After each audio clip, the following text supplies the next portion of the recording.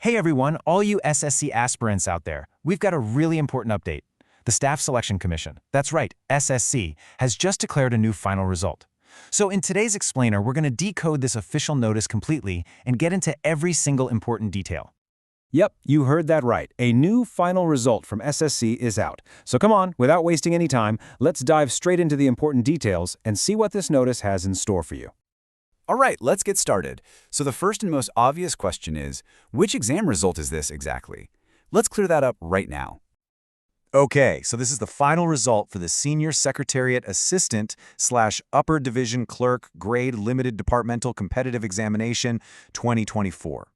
Now, the key thing to notice here is the term limited departmental exam. What does that mean? It means this exam wasn't open for everyone. It was specifically for candidates who were already working in the Central Secretariat Clerical Service, or the CSCS cadre.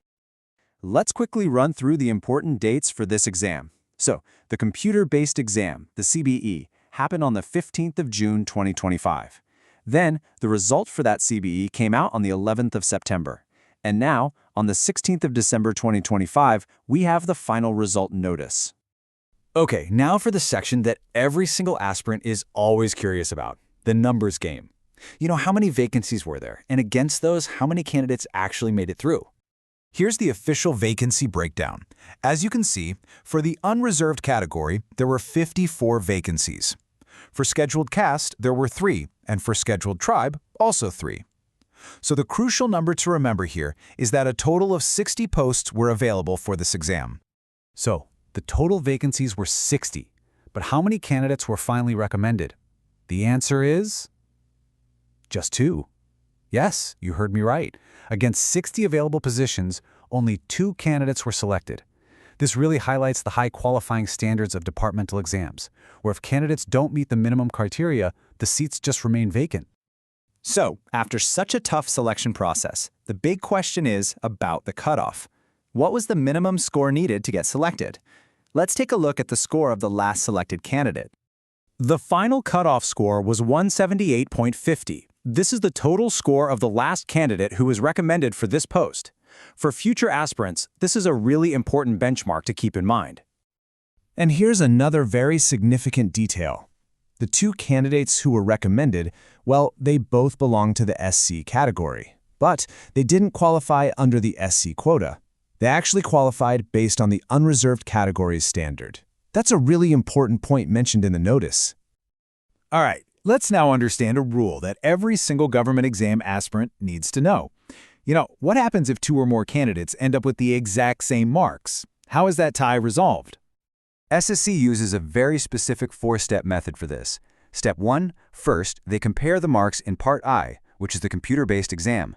Whoever has more marks gets the higher rank. Step 2, if it's still a tie, they look at the marks in Part 2, the APAR evaluation. Now, APAR stands for Annual Performance Appraisal Report, which is basically a record of a departmental candidate's service performance.